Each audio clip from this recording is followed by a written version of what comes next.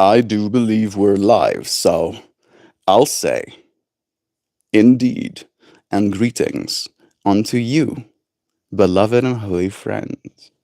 What a dear pleasure it is to have you here again on another day for us to consider the path of purpose. That is at least the stream topic that I feel inspired to talk about today.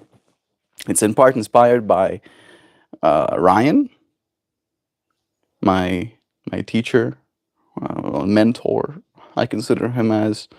I don't get mentored enough. I think it's my fault. I could probably show up for that a little bit more, but also by Campbell, Struthless. His YouTube name is. I got back into reading my book.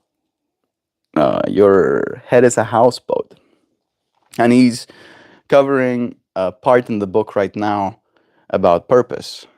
And it's a question that Ryan asked me as well when we had a conversation together about how he feels, or almost like him asking, like, how do I feel about my evolving purpose in this space, right? As my purpose evolved, how will my purpose continue to evolve, right? Where is it that I'm supposed to go, right? Where is it that I'm most needed, kind of thing, right? And how do I step on the path that'll get me to that place that it is I'm supposed to go? My Dynavap is being delivered today. Yeah. Yeah, one of my purposes, I'll say, is getting people to take better care of their health. Mm-mm. It makes me super happy, Sam. I'm super happy. Makes me happy to know that. Mm-hmm. Yes. Yes, ma'am. Yes, ma'am. Makes me happy. Makes me feel warm inside. And I really like that's what I said to Ryan. It's so awesome that you give me that as almost a way to kind of like continue riffing on this point. I told him that I think my purpose is health. Hello, Christy. I need to vent. I'm here to listen, dear Christy.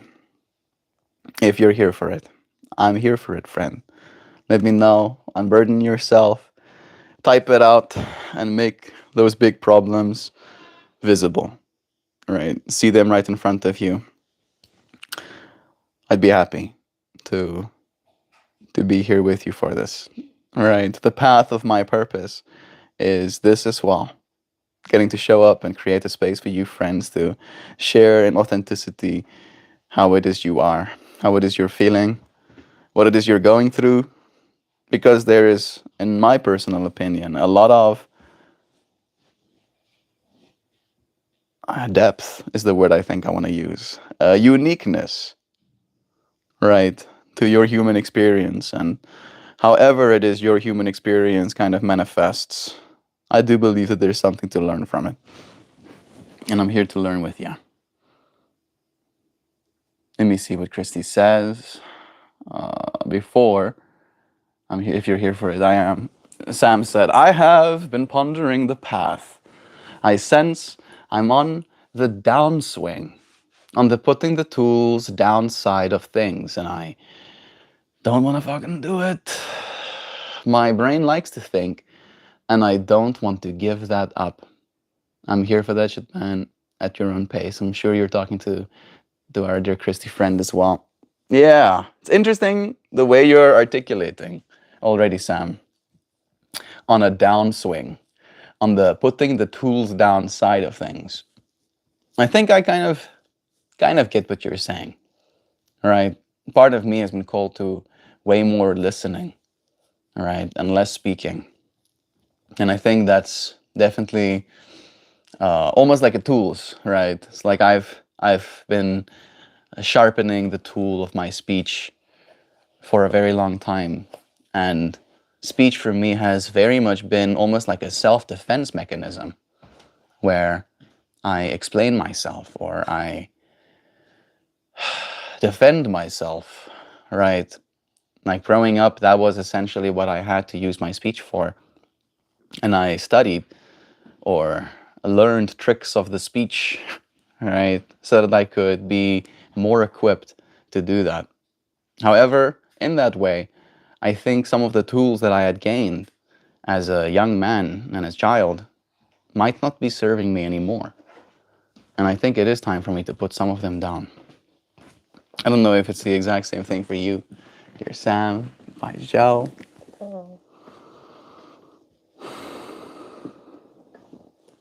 Love you. Yeah. Your coffee and creatine, did you see it? Yeah, thank you. You're welcome. Bye, friend. Bye-bye, Joe. See you later. What's going on, Sunfire? Yassi. That might be one of my favorite nicknames. I will be changing my name from MeltMore to Sunfire. That's so sick. I like that combat journeys. Thank you, dear friend. All right. Here's Christie's little vent. Not little vent, maybe big vent. Her vent. We're here for you. There's only so many characters to type, so I'm gonna absorb with you. She starts by saying, my dad lied and said he forgot. I had a doctor appointment yesterday. He left my 3-year-old baby alone for 3 hours.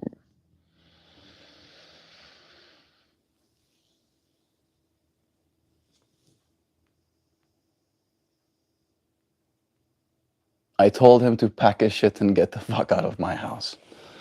Remy told me, Grandpa said I'm going to the store. I'll be right back. Holy shit.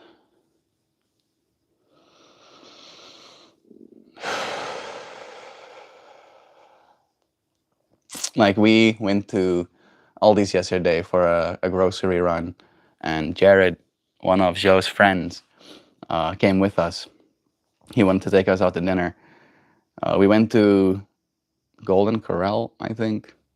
And there was a conversation during that drive where we talked about like a 14-year-old, right? Where it was like, I'm not going to share the details of it, but the conversation was something like they're going to try and they're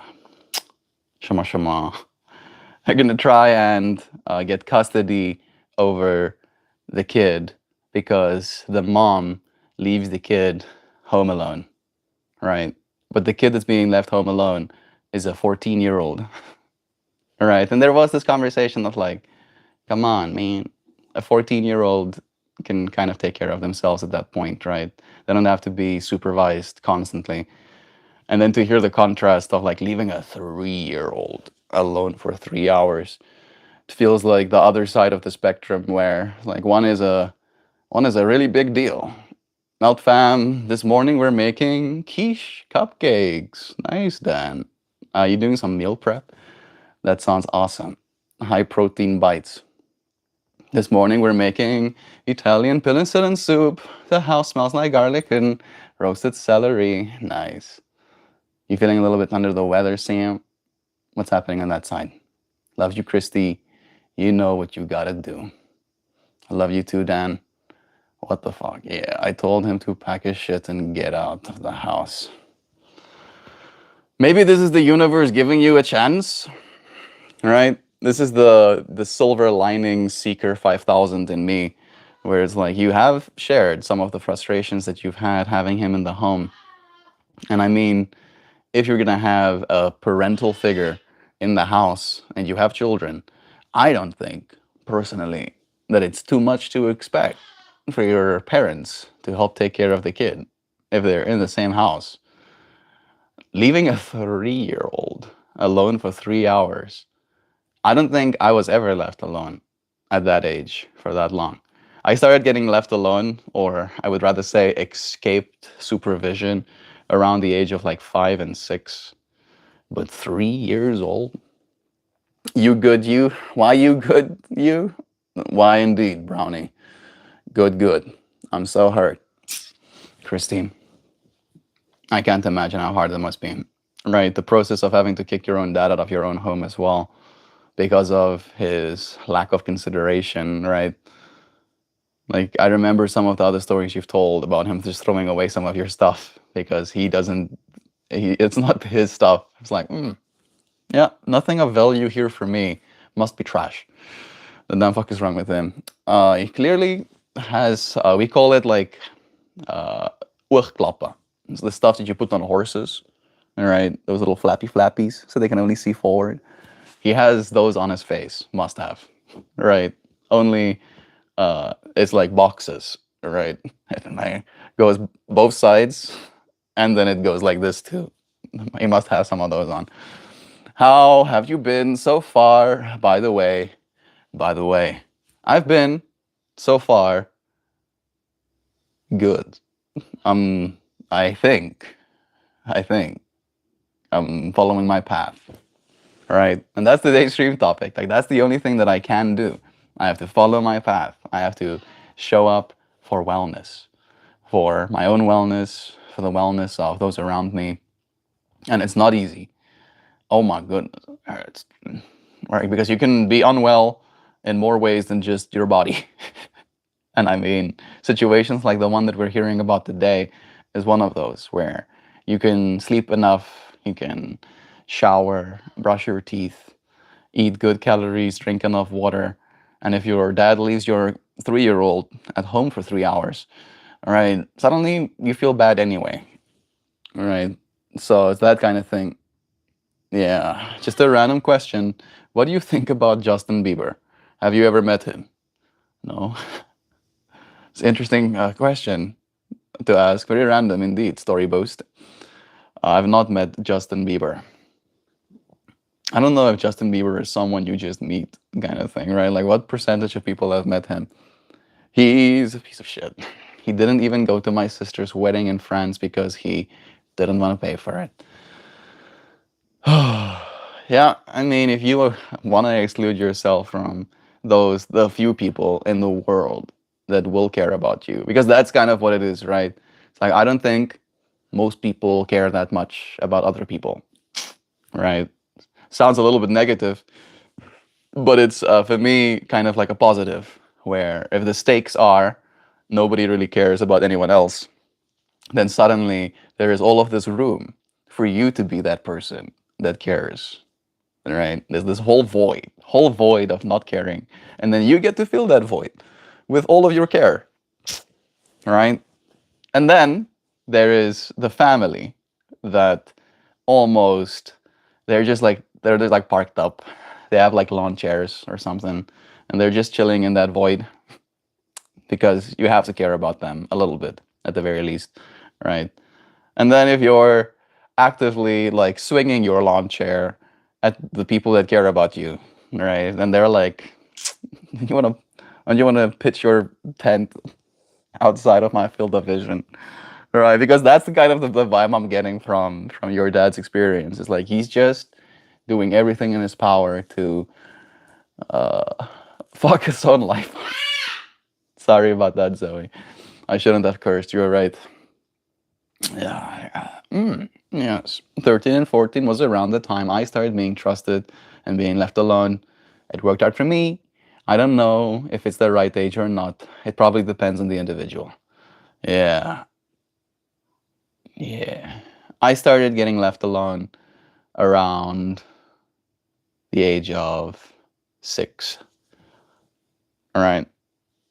But it's because we were living on a farm. So it's not like I can wander into the streets kind of thing. The closest street is like 2 miles away kind of thing. So I think that helped my parents, right? I was raised by the farm pretty much. But yeah, the 3-year-old thing is no good. My baby girl could have drowned in the pool, got kidnapped, etc., etc. Yeah, like I've seen videos of like babies opening the door and just like wandering outside. I'm gonna have to go check on Zoe. Zoe? You wanna go bye-bye? Hello, that's better. Let's go get the creature. I did have him out for like an hour this morning, but clearly that was not enough. What's up? What's up? What's happening in here? What's up? Huh? You wanna go bye-bye? Come on. What do you think about this show I got showing for you? You like it? It is pretty relaxing. It's pretty relaxing. Relaxing bird bath, it's called.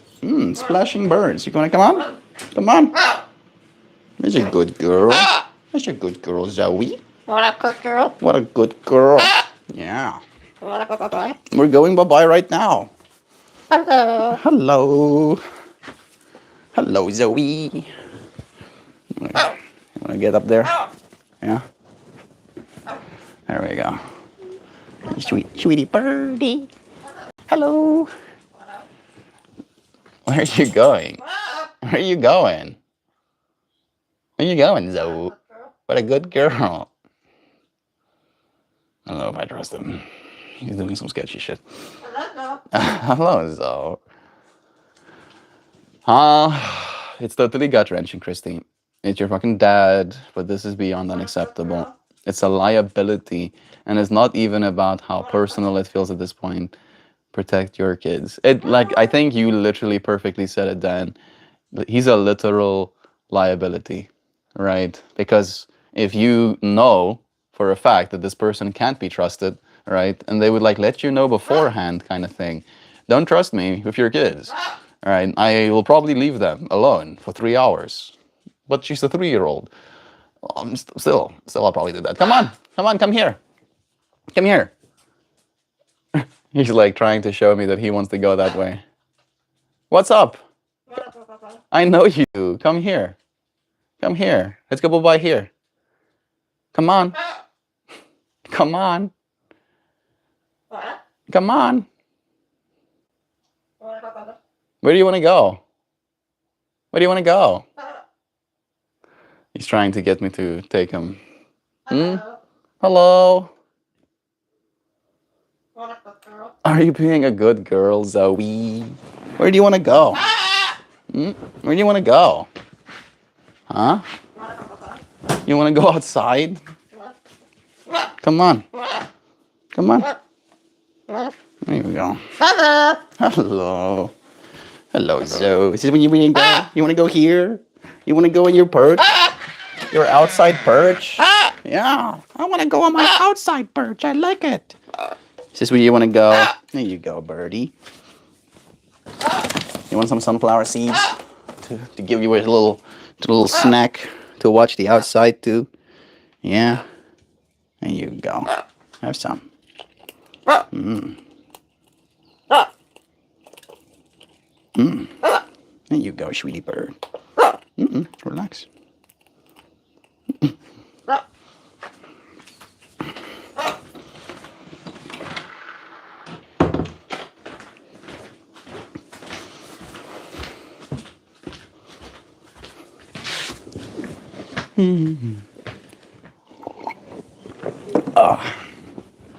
Take a sip of coffee. I'm fasting today. I gained, I think, 4 pounds yesterday eating at Golden Corral. The steak was good. Okay, enough food talk. Yeah, the liability thing. I completely agree with Dan. Right, like that person is literally a danger to your kids inside your own home, right? If they were an active boon or benefit, right? I don't want to use the word asset. If they were an asset, maybe they could stay in my house, but now that they're a liability, I'm gonna have to let them go. I think you're absolutely right, Melt. It's best to find out this now with something that didn't turn out to be too bad, with leaving the 3-year-old alone, than figure out with something worse. Exactly. I hear you, Zoe. We got Amy saying good morning. Hope all is well. Even better with you here, Amy. How are you? I like Justin Bieber, lol. I don't mind Justin Bieber. I don't mind him.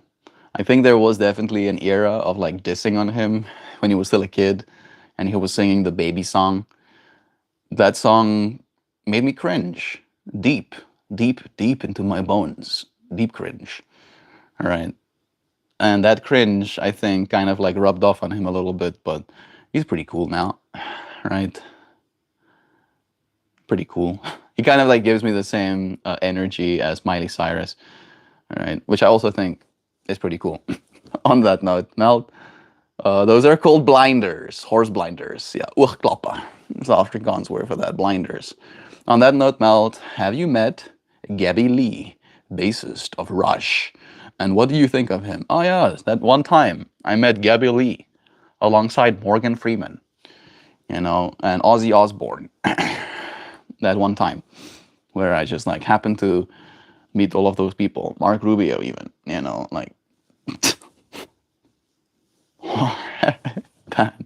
I called him out yesterday and I told him, call my sisters. I called my mom. They all said, you need to go. Yeah. I mean, like again, calling the mothers in is like, you what? You what now? Christy, the fact is, you have enough to get him arrested now. Oh my goodness, your child was in his care and he abandoned her.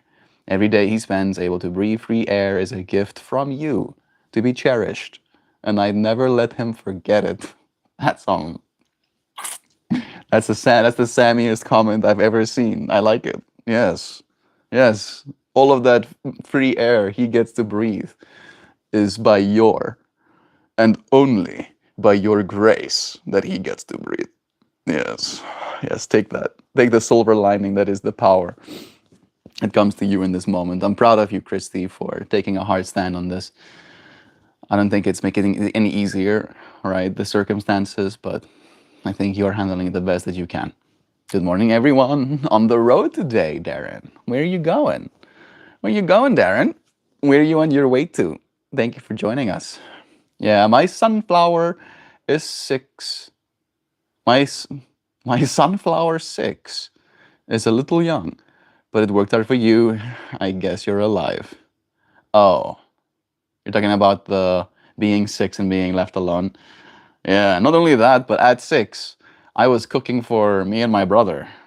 My little brother was taken with my mom at that point, and my sister as well, because they were like babies. I think at that point they were like 3 and literal infancy, right? And then my mom would leave us at the home because we were mostly okay. And I would cook eggs for my brother. And then he would put tomato sauce on the eggs that I cooked for him. And I would get angry because I'm like, you didn't even taste the eggs that I cooked for you as a 6-year-old. It was fucking good eggs. Oh, and you just put...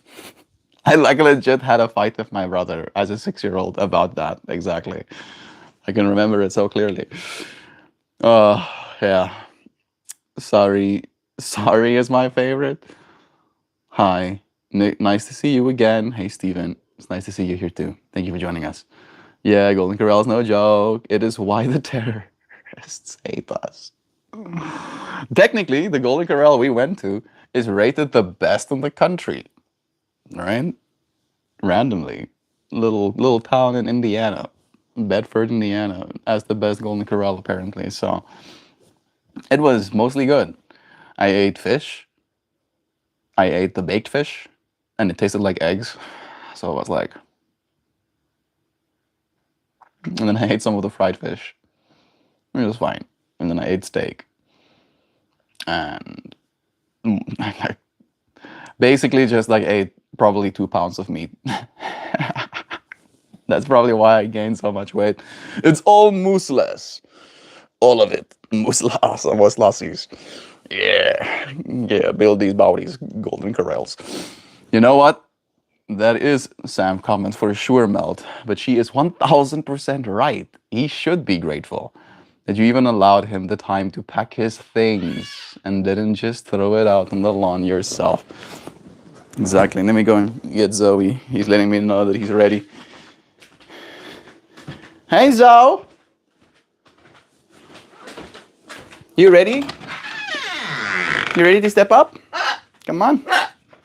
You're a good girl. Yeah, we're taking you out. Hmm? You want a cookie? Yeah? Yeah?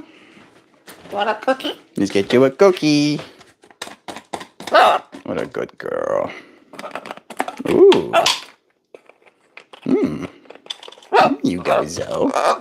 There you go, Here you go, Zoe. Yeah. Wow.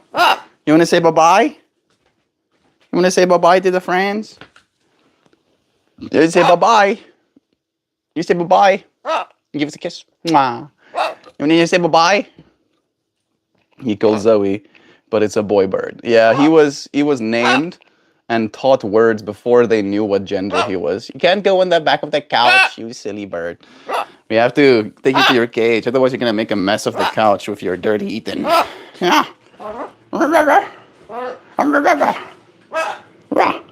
Here you go, Zaho. Let's put your show back on. Let's put your show back on.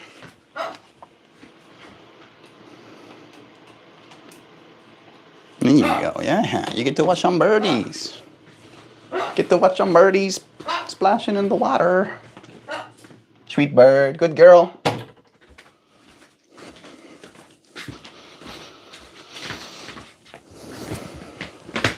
All right. I am back again.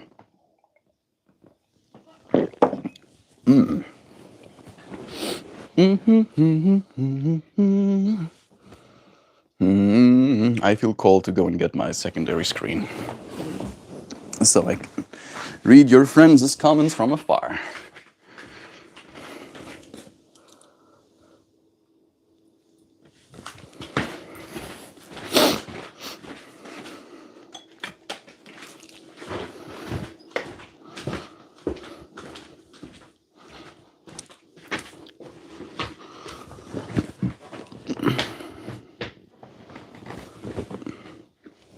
Sweet. Working.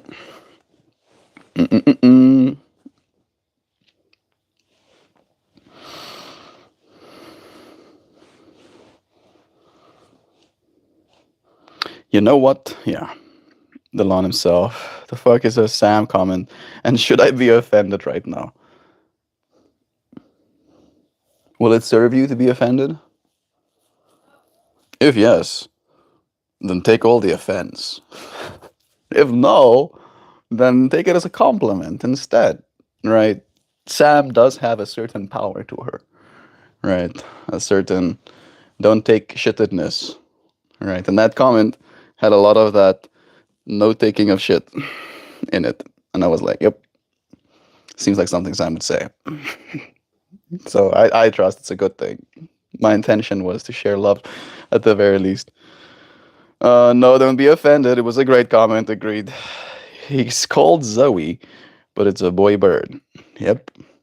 Gender fluid bird. Nah, Sam, you bring that stick up for yourself energy, and I don't think there's a more fitting moment than now for that kind of vibe. Exactly. He packed 2 bags last night, and I asked him again, did you pack the rest of your shit? My sister didn't have the balls, but I do. To be fair, Christy, I say some shit here sometimes. True as well. I told him he was a shit father, and he abandoned his granddaughter alone for hours. Get the fuck out of my house. All good, Sam. I'd have him be. I'd have told him he better not be attached to anything he's leaving behind because the locks are getting changed and he will not be allowed back in. He's scared right now because he knows where the fuck am I gonna go.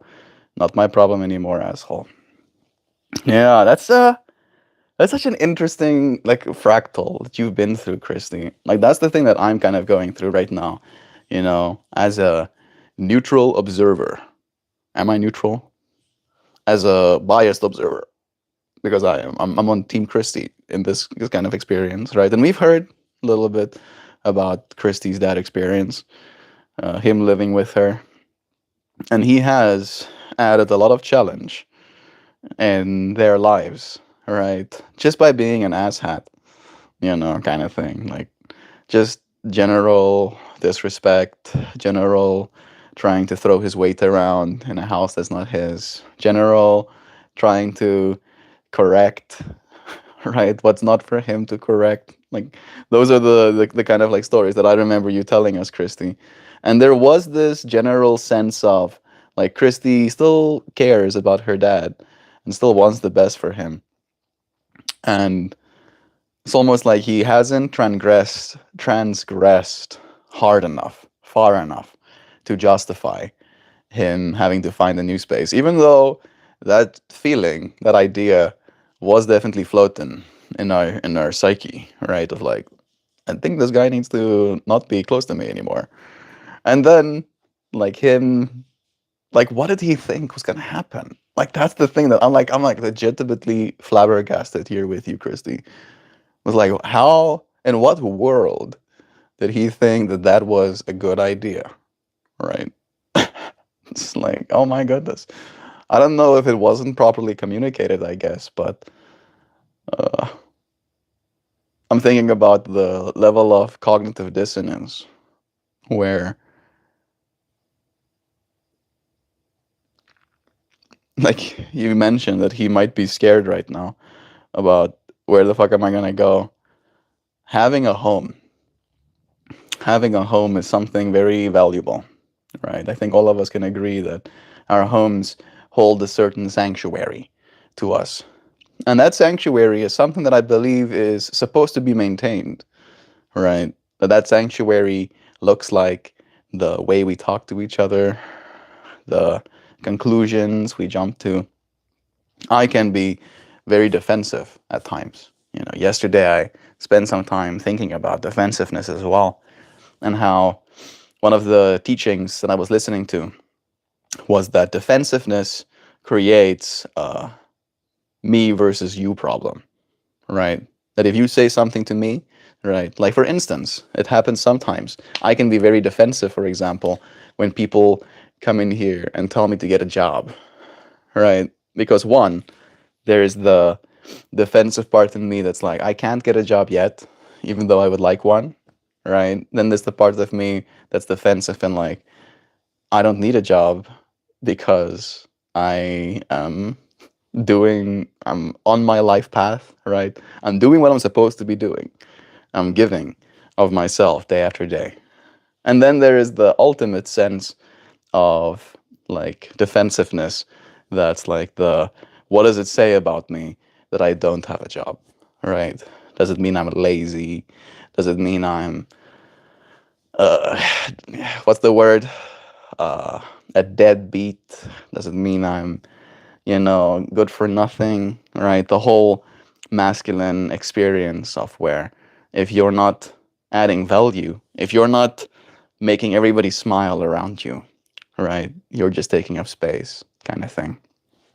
And in that whole kind of like exploration of my own defensiveness, one of the teachings came through that when you show up in defensiveness, it can seem, it creates this polarity of I am somehow justified or right, and you are the wrong one for attacking me or criticizing me or creating any cognitive dissonance. Hey, Phil. Hope you're doing well, friends. Nice seeing your name here with us. Greetings to you. So, in that way, right, I do believe there's a lot of growth for all of us kind of in store relentlessly in trying to not get as defensive, right? To not try and make it a me versus you problem. Because I do think that's where things start to kind of like fall apart, right? That's where things become combative. And we are talking about trying to maintain, right, the sanctity of a space. That in that way, right, like I don't know if your dad was defensive as well. I can imagine he might have been. You mentioned to me some things about him showing up in defensive ways, and it was probably because he also went through a sense of not feeling like he's adding value, right, to the space. And then being given an opportunity, giving an opportunity, like, here you go, add value to my space. Help me take care of my kid while I have to go out into the world and do something. And then just not having the wherewithal to maintain, right, the status quo, the bare minimum, to say it in so many words as well. I am sorry, Christy, that you had to go through that. I am looking forward to seeing how you continue to grow. Like your dad is also a person, and that's in that way. So I hope he figures out something, right? But I'm also very much on your side, and he has to figure out something outside of you, right? Yeah, just packing a few bags tells me he thinks he can give you time to cool off and then move right back in like nothing happened. Yeah, you gotta call that shit out now, otherwise, he's gonna go for it. Nope. Christy says, not happening. I'm done with him. I said, call my sisters and try to get validation. They're not gonna agree with you. Greetings, Phil again. Bless your friend. Combat says, I'm sure you're adding value, brother. When it's time for you to get a job, you will get it. And when it's absolutely necessary, you will do it. And I understand you can't get one right now. Thank you for that.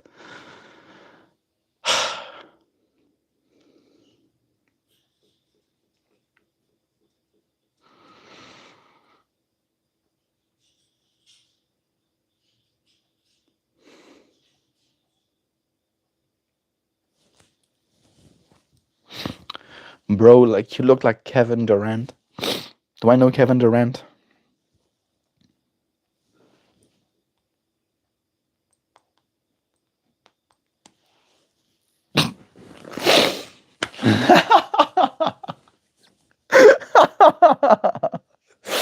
That got me so off guard.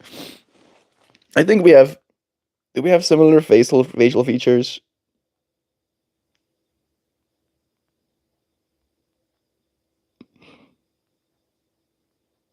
I think he's probably like way taller than me. Oh my goodness. Like I just saw a full body photo of him. Oh my, 6'11". Yeah, this guy's a whole foot longer than I am, or taller than I am. But he does have a nice smile, right? I'll take the smile. I'll take the yeah, yeah, yeah, yeah, yeah, yeah, yeah, yeah, yeah, yeah, yeah. That cracked me up. That completely like broke me out of my mode shift. All right, thank you again, Combat Journeys. Seriously, bro, I am all right. First and foremost, you are, and then you are something, right? Then you can be smart. Then you can be employed. Then you can be, you know, a friend. But first, you have to be, and you have to be fine with being, right? That is your base state. You are. You are as you are right now. Thank you, Combat Journeys. Like, you have been really appreciated in this space as well, dude. The point I'm making is that you're not a bum.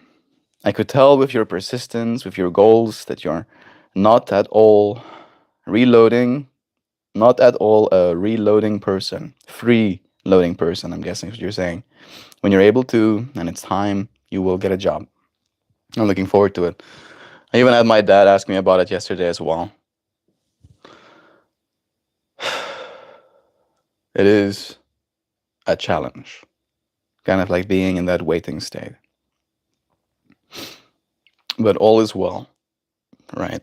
And I have continued to show up for that which is my path. And I think that is something that's very important to me. I appreciate you, friends, for your support, right?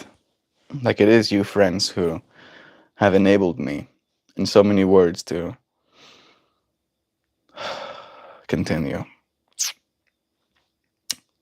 Christy says, when I got into a major car accident at 16, he never showed up. A helicopter had to bring me to the hospital.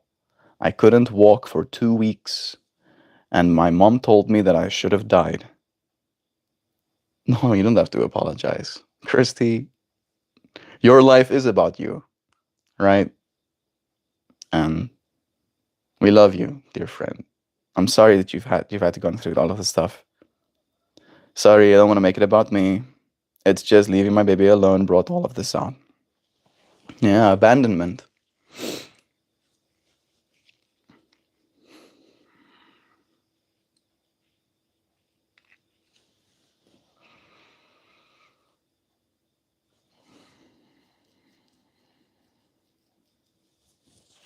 Maybe that's the lesson that he needs to learn as well, right? At the very least, right?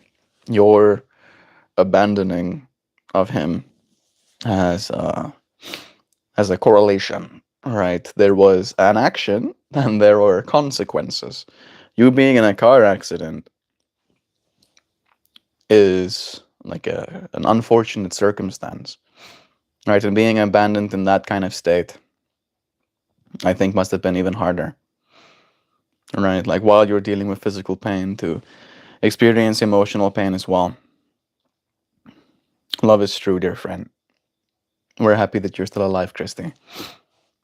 Phil says, one social pattern that I've observed is that people don't know what they want on their own. They look for others and they copy their desires, and that creates a feedback loop of validation. It's called the mirror effect. I've noticed this too, right? And like it not even just goes about like what people want, right, in the physical sense, but like in the ultimate sense, in the romantic sense, in the quality of life sense, in the physical sense. Like literally, it's like everything. So much of our lives, as you said, is being influenced by these social feedback loops of validation. It's a nice thing to say. Fun, feels smart, feels very smart. The problem, I think, with this whole social pattern that we keep repeating is that there is this uh, kernel of truth, I guess, right? There's a kernel of truth in our collective wants, right? There's a reason we want something sometimes.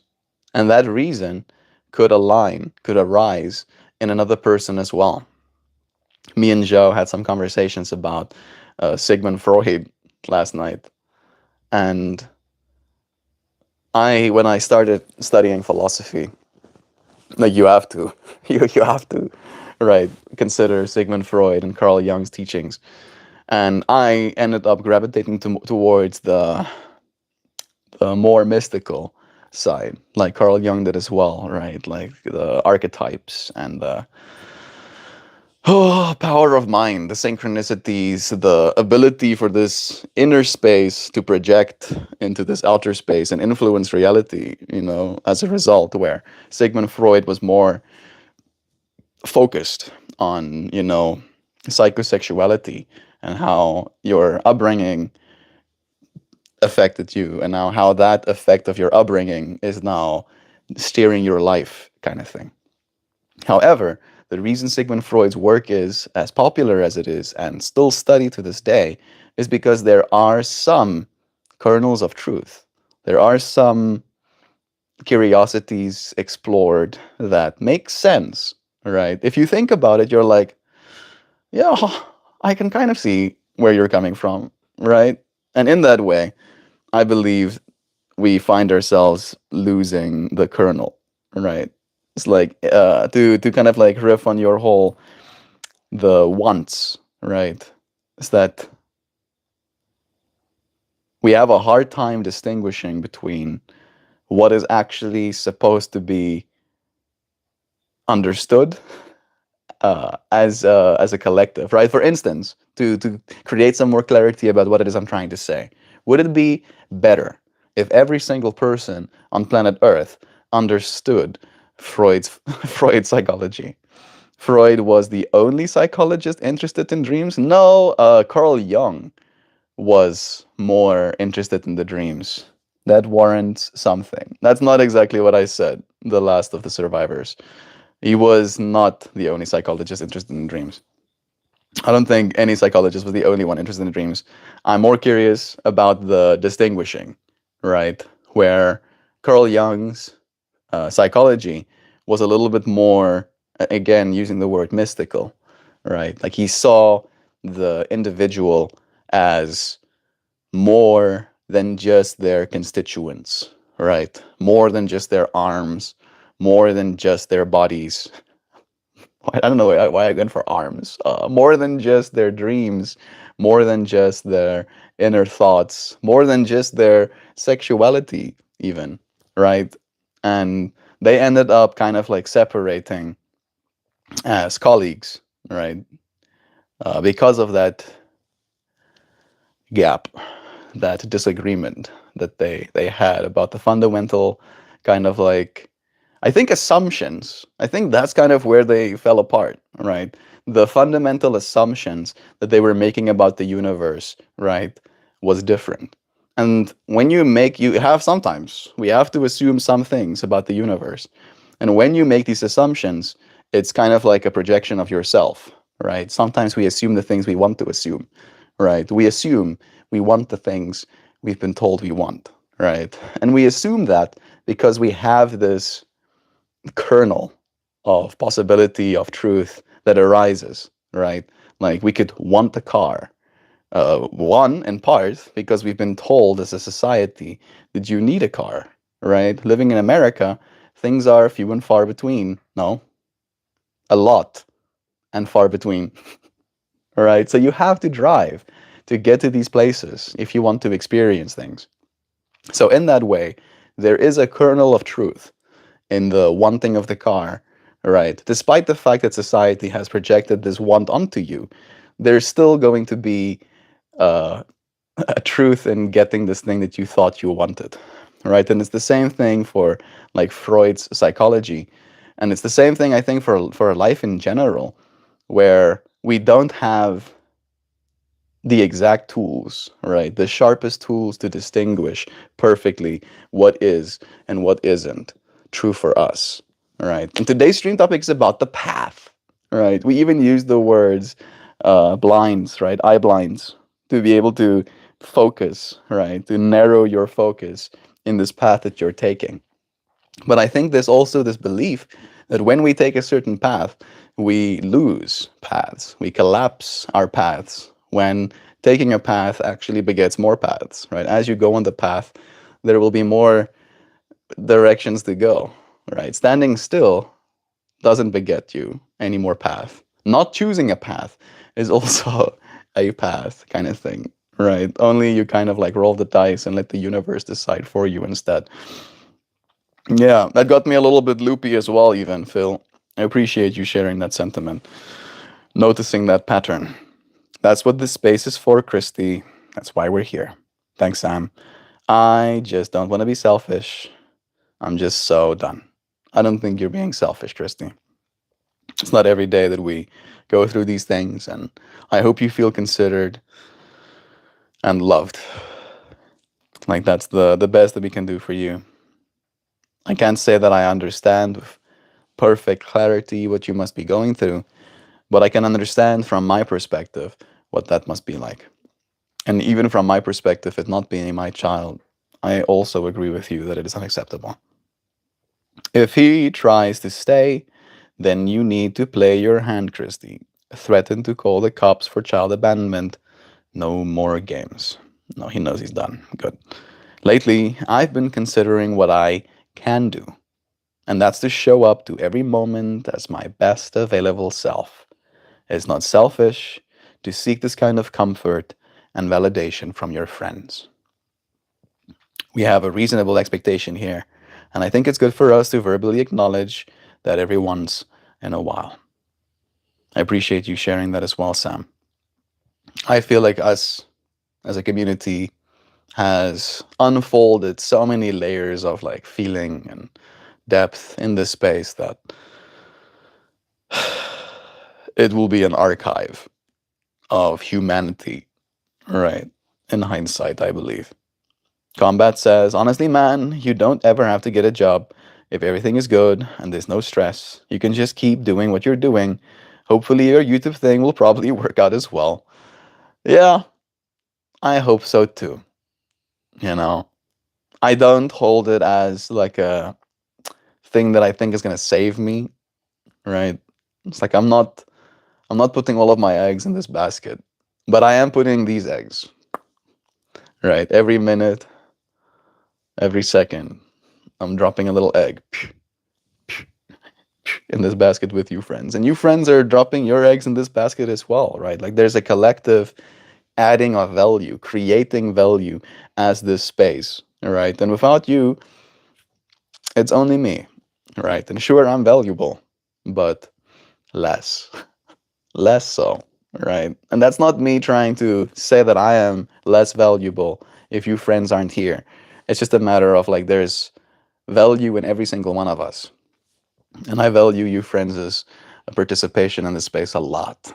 Like a lot. I think about you friends extensively. After this stream ends, I still send you love and I still think about you fondly.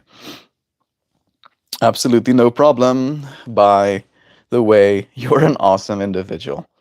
This is a good channel, and I could tell you work hard. Credit where credit is due to you, sir. Combat. Stop flirting with me. Love is true. Me being like, oh my goodness, my heart is rapturing in joy. That's true, Combat. You don't have to have a job if you can successfully get your cult off the ground.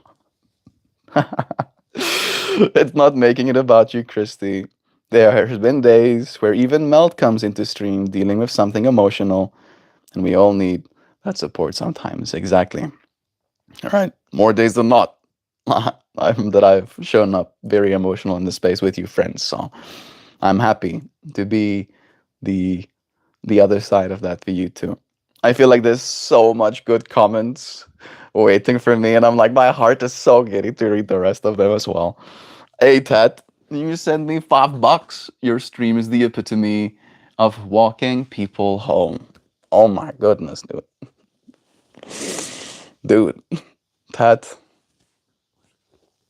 love to you. Like, it really is something that I've been trying to do so hard with this stream, and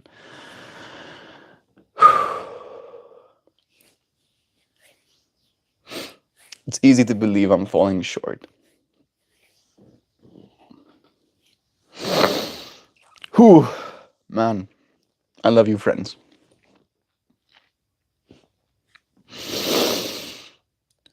I'm regrounding. I'm gonna be back in a second. Yeah. Putting myself inside of all of my own crevasses. All right, sweet. Okay. Phil says, also, what I've found is that running doesn't mean moving. If you're competing and your rivals are faster, and you're faster, nobody is actually a winner. It just means that your baseline speed is now higher. Where is it we're running towards, right? A race in that way is kind of like, I think maybe even we as a society have like trained ourselves to believe that that's how things are, that there is a linearity to this race, this rat race is the word we use, right? That we're in, is that we're going somewhere. But the place that we're going is where we are, right? I heard this line yesterday that goes, if you're a billionaire, if you have $1 billion in your bank account and you have a sore throat, the only thing you're thinking about is the fact that your throat is sore, right? That kind of thing. It's like, wherever it is you're going to be here, right? Maybe you'll be here with more money. Maybe you'll be here with nicer clothes. Maybe you'll be here with a new car. But here you'll be, and you're still going to have to deal with the same reality that is your own beingness. All right. And again, I think the hardest part is just believing that we're allowed to be, right? That you're supposed to be, even. We do grow up in a society that's rife with guilt, right? That guilts us for not being a certain way. Dude. Don't forget, it's not your responsibility. Do you. Your only responsibility is to make yourself available. You deserve some love, bro. You love your love as well. That's fun. You're also a new friend in the space, right? You haven't been here since the Arpan days, and I'm asking only because I'm curious. Did you find me during this like YouTube live stream? It means so much that you keep showing up the way you have. Your presence is felt and appreciated, dear friend. And I'll say this as well because it is something I genuinely believe.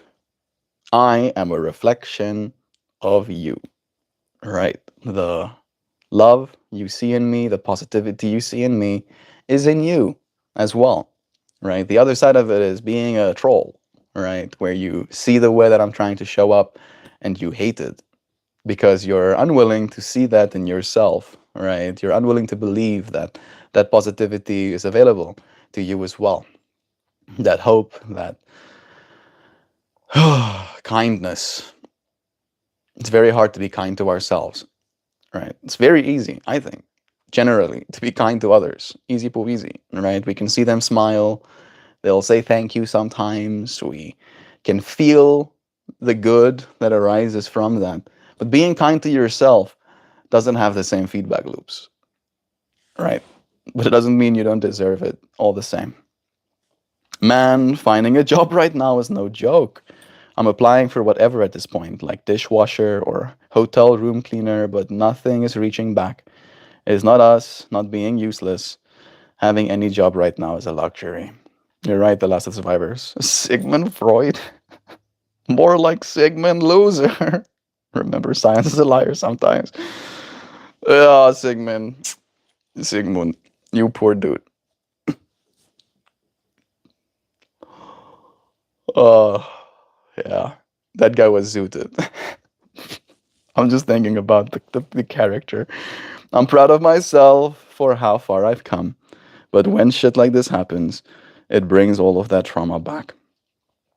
Maybe even brings all of that trauma back for you to review it. And I'm hoping you're doing this. Show yourself how you've grown, right? Be proud of yourself for the ways in which you've grown. Because in that way, as you said, you have come far, right? And then sometimes we reflect to notice just how far we've come. You being in an emotional state about those painful moments isn't a failing of yours. I hope you know that as well, right? What would be a failing, and this is my projection, is you letting that determine your life, right? Oh, this sad thing that happened one time. Guess I'm just gonna die. That's a little bit rough. I'm sorry. I guess I'm gonna just lay here, and feel sorry for myself because thing. All right. I think that's the failing. And I'm not saying that you shouldn't let yourself grieve or you shouldn't let yourself feel hurt sometimes, but it's like letting that feeling determine, right? Because that's the thing. It's like you are a divine creator. You have the infinity unfolding in front of you. And then taking something and letting that thing decide how much infinity you have, you you you are the infinity. Don't forget. You hold it. Have I told you guys about Isaac Newton? Stop, Dan. Hey Google, did Isaac Newton actually drink mercury? No. While Newton did not actually drink the liquid mercury, he did consume it as a medicinal broth. No! No, no, no. And frequently inhaled its vapors. That part I knew during his experiments. Chemical analysis of his hair revealed that mercury levels roughly 40 times the modern toxic limit, likely contributing to his 1643 nervous breakdown. He consumed it as a medicinal broth. I think you were right, Dan. I think you were damn it. Fuck. A medicinal broth? Did he document that he's drinking mercury as a medicinal broth, or was it just something that people assumed because of the high concentrations of mercury in his hair? Like, I understood that he was exposed to it by the vapors, and that could also have an effect, but did he actually drink it?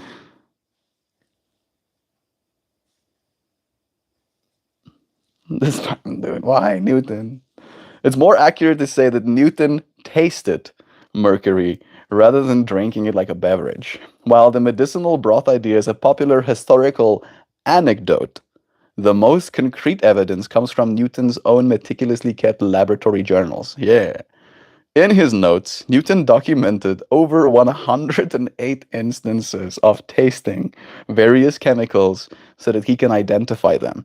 He described the flavor of mercury compounds as strong, sourish, and ungrateful. How he was exposed. There was direct ingestion. By tasting his experiments, he repeatedly ingested small amounts of mercury and other toxic substances like arsenic and antimony. Inhalation, probably the primary cause. Newton spent decades in a poorly ventilated room heating mercury to create sulfic mercury, a precursor to the philosopher's stone. This massive amounts of toxic vapors, this produced massive amounts of toxic vapors that he kept inhaling daily. And then skin absorption. He frequently handled liquid mercury with his bare hands, allowing it to absorb through his skin.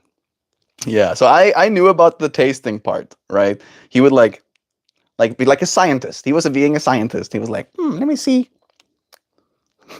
how what this, and then he got it in his body, right? And again, the hand touching, shouldn't do that, and you shouldn't boil, you shouldn't boil mercury in a unventilated room, right? And again, now the science is clear on that, right? We understand particulate in the air. We understand vapor deposition. We understand this stuff. He didn't, right? And we understand that stuff, Dan, because of science. Because of the science. Oh, my dude. Come on. I want to love you, Newton. The high concentration in his hair wasn't just an assumption. It was actually a result of 1979 analysis of hair samples taken from his body. Those samples showed mercury levels high enough to cause Mad Hatter level symptoms, including paranoia and insomnia that he did experience during his 1993 breakdown. He once remarked to his roommate that his hair turned prematurely gray, specifically for working with quicksilver. You want to tell me about this 1693 breakdown he had? I did mention it twice, so I'm curious.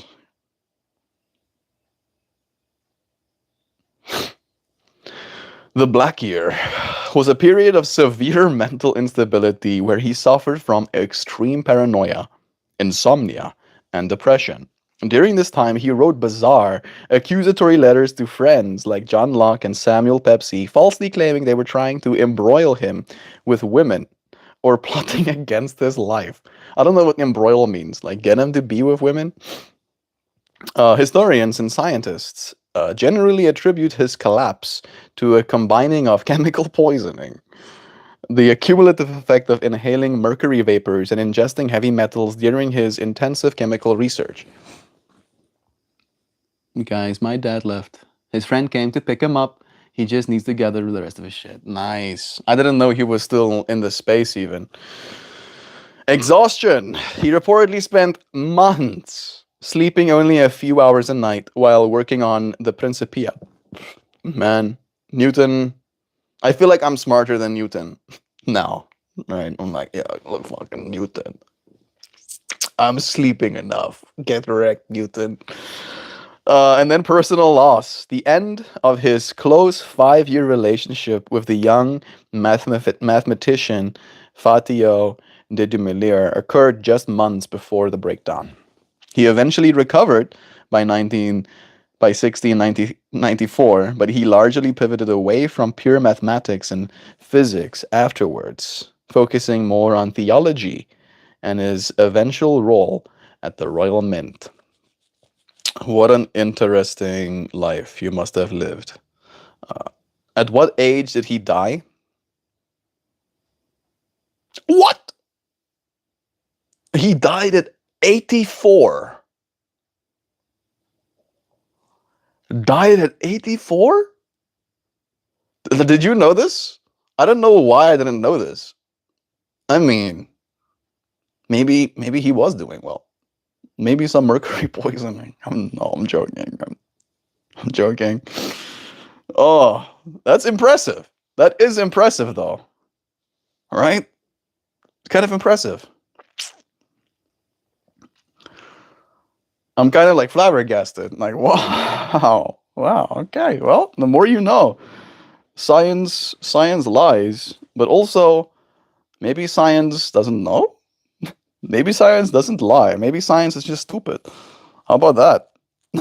How about that? I'm proud of myself how far I've come. Bless you again, dear friend. Here's a little insight into myself, Combat Journey says. I'm happy to listen. He says, I've always been interested in art, one way or another, and that's what I've always focused on since 2018. I've been focused on martial arts.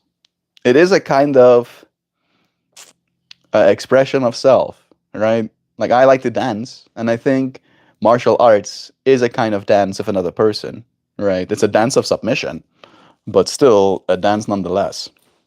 The Big Bang was a huge organism. The universe is always making whoopee. That's hilarious. Are we about to talk about how Isaac Newton was up in his attic doing some Harry Potter shit? I guess we did. Still lived to 84? Motherfucking damn, I didn't know that. Like, imagine you spend your whole life working with toxic fumes.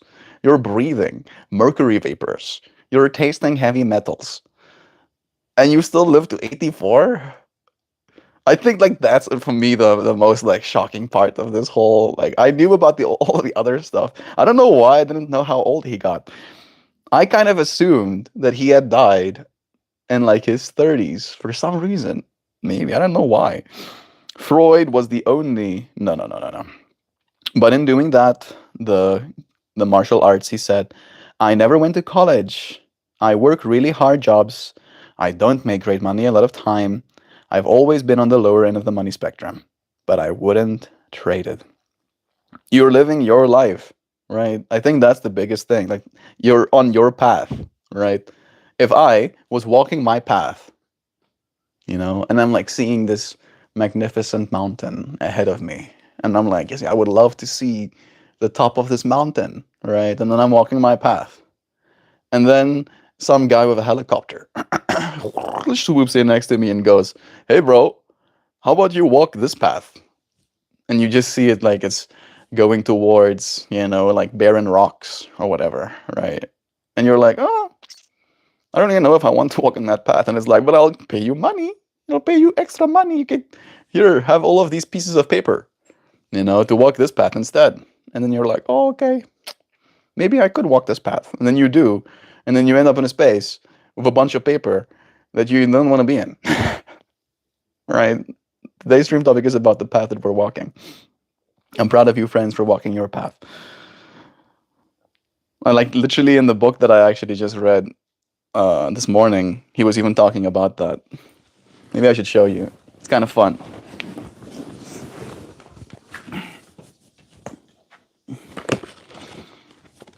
These are the pages that I went through today.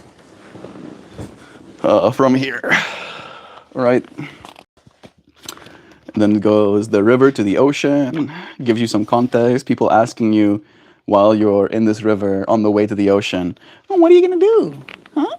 What are you going to do when you get there in the ocean? The ocean being life, the river being your adolescence growing up.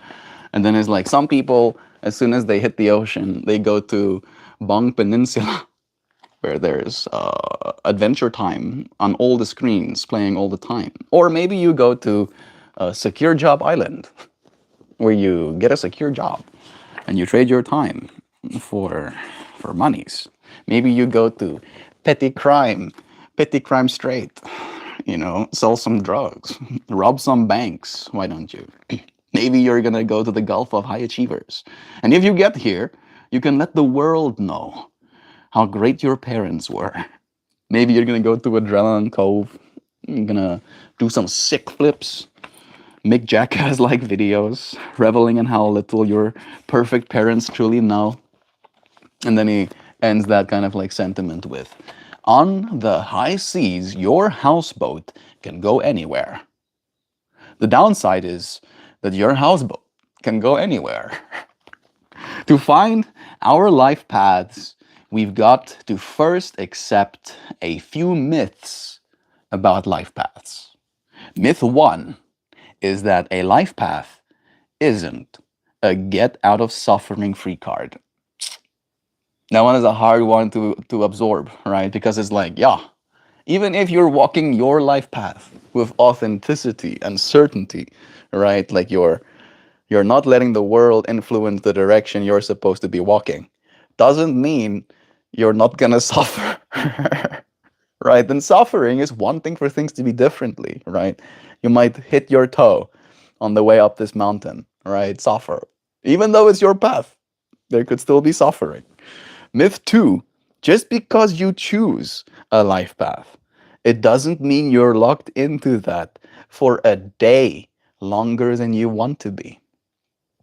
And then myth three is not choosing a life path, is choosing a life path, but it's not a great one. So yeah, yeah. Yeah. I need to continue. I do like this book. Your head is a houseboat. Look at this cute little illustration as well. He does do all of his drawings himself. I do like his style. Your head is a houseboat.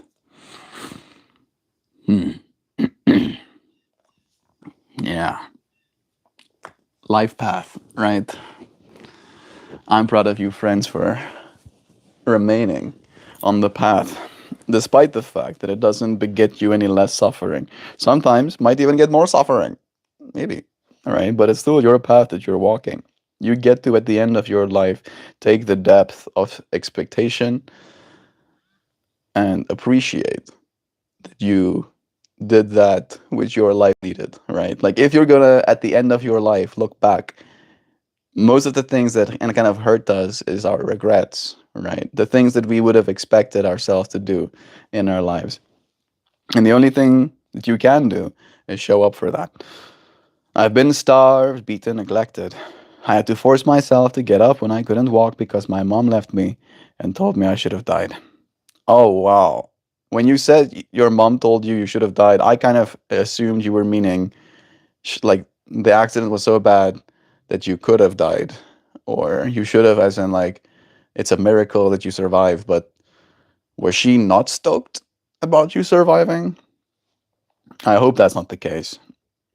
I am stoked you survived. Freud believed that sex is the strongest subconscious driver of human desire. Do you think that primal desire is what drives us ultimately? I don't. Right? That's where I also kind of differ from Freud's teaching because I'm like, no, right? Sex means not that much to me, right? I think it's one of those things that allows intimacy, but it's not a driving factor for me, right? Like I am very uninterested for the most part. Right? It takes a little bit of trust and maybe even like love to get me there. What I'm getting at is I've always picked things that matter to me, not because of the money. I've been plenty broke most of my adult life, but I have real skills that you cannot buy. Exactly. Phil continues and say, Carl Jung saw reality in archetypes. Yep. He believed that there are certain universal repeating patterns, principles that govern everything, like myths, which are said to be vessels of truth. Yeah. I'm not 100% sure that that is the way that it is, but that's closer to the way I think it is than everything's about sex kind of thing, right? Because, no, I don't climb on my one wheel and ride through the trees because I want to have sex with them. Kind of thing, right? Oh, the Bhagavad Gita is a great map. It's true. Action and action and action and non-action. And non-action and action. And action and non-action. Phil, think of it like this. How do you explain multiple dimensions to someone whose whole day is picking shit out of sheep's wool? You have to use metaphor. There's no other way. Exactly. That's the whole point. If there were any hard evidence, faith would not be faith. It would be what is, and what you choose would no longer be important. You're doing great work walking people home, brother. You're on this path with me, dear friend. I appreciate, and I'll take your compliment, but I always have to, in moments like these, give you the credit because again, I can try and walk you home all the way that I want. Right? If you're like, I actually don't want to go that way. Actually, home is not where I want to be right now. Right? I feel you. You know, Melt, you're a very cool streamer, and I love what you're bringing to the world in this channel. I really enjoy your discourses and ideas. Keep going, man, and I will keep compounding. It will keep compounding, and then explosion. I do believe this, right? There's a part of me, and I say the word believe very strongly, right? Earlier we talked about putting all of my eggs in this basket, and that I don't think that it's going to save me, right? Because again, if this was the only thing that I needed in order to save me one day, then I would almost like be too focused on only this. However, I would like to believe that we are building something here, right? And that building will compound, and that compounding effort will break through, right? And give way to the word you use is explosion, but expansiveness is the way that I see it as well, right? My horizons expanding, my capacity to help, my freedom to move throughout the world and influence things. That is the explosion that I'm hoping for. Love to you again, Tat. Your stream is the epitome of walking people home. Don't forget, it's not your responsibility. Do you. The only responsibility is to make yourself available. Give what you have to give, right? Give all you have to give. And if you have really given everything at the end of your life, that is enough, right? You can only judge yourself if you did not do your best. Breaking generational cycles of abuse. Christy, you've come so far, and there is honor in all you have triumphed over. Love is true. Tat, Dan, walking people home. That's a Ram Dass quote. I agree. Very appropriates. No more of this. I'm falling short business, Melt. You are above and beyond. Don't forget this.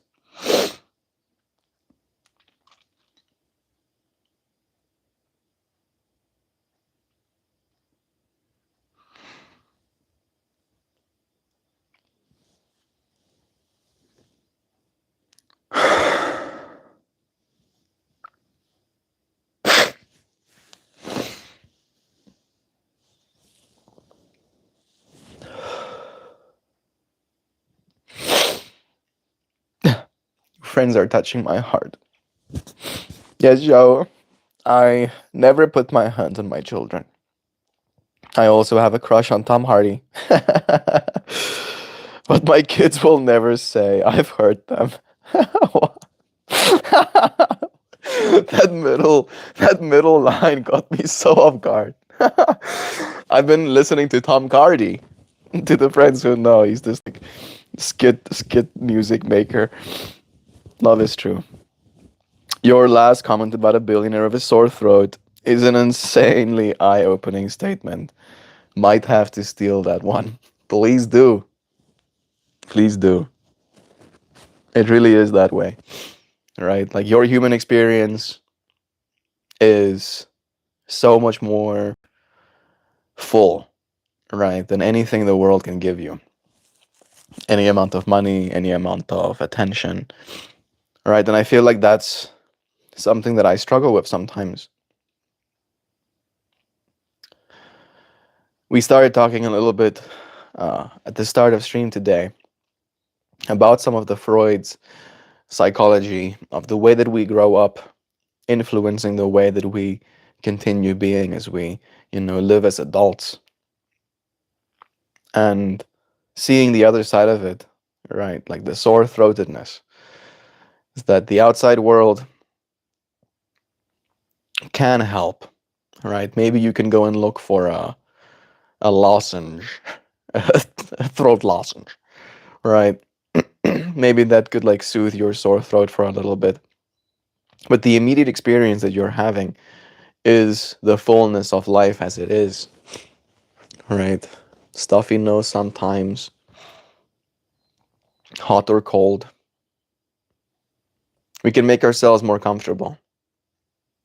But no matter how comfortable we get, we still have to deal with our own inner dialogue about what it is we're experiencing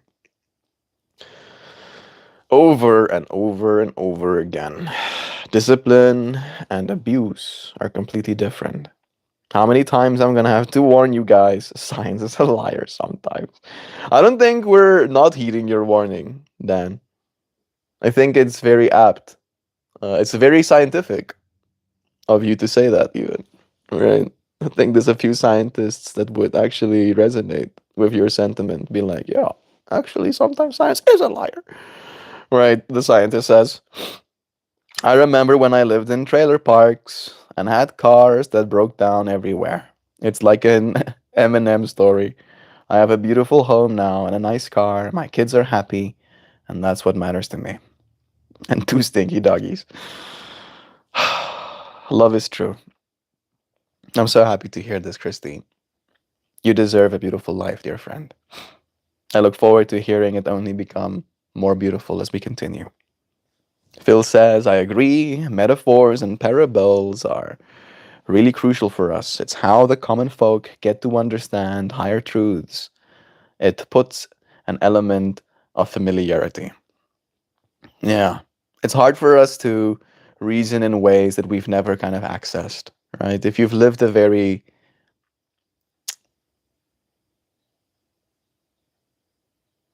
almost like, I want to say, thinking about what you said earlier about wants. If you've lived a life where your wants, your desires for your own life has been dictated by others your entire existence, you might literally never experience some kind of concepts. And then in order to get that concept across from you, right? Like there was a line in that book actually talking about when we grow up in a space, right? He talked about. Uh, let me read this for you. I think this piece is kind of good. He goes, no, not this one, not this one. It's further back. Here we go. If you live in a world full of teachers, it may seem that the only real path you can take is to go grab a diploma of education. If you live in a world full of tradespeople, the ocean will look like it leads straight to an internship. If you've hardly seen anyone in your network get a job, then it's unlikely that work is even a consideration. The more prescriptive our environment is, the more likely it is that we won't know our true desires when we hit the ocean. Right? Where it's like because of all of this influence, all of this societal patterns that we continue to perpetuate, by the time we become adults, we've never been ourselves. All right? You've never had a chance to even be yourself. And then in order to try and like get that concept across, you have to use, as we've said, parables and stories. Like you have to try and like, for me, one of my favorite stories, for example, right? Like this is a good one. In experiencing pain as a person, right? I I have had a hard time dealing with heavy things that happened in my past. And I wish I could remember who gave me this teaching. But I remember talking to a guy named Rox. Rocks. No. Sorry, Rox. Rocks. I remember making the jokes as an Rocks, but he was like, actually, it's Rox, right? I asked this guy what's his name, and he's like, my name is Rocks. And then I go, I have recently been considering this story. And again, it's a story that helps us visualize the problems we face in this moment when it comes to carrying pain. And it goes, life can be seen as a journey up a mountain, right? You friends know that I like that kind of like reflection of what life is, the path that we're on, right? As you're on this path up the mountain, sometimes you stumble and fall.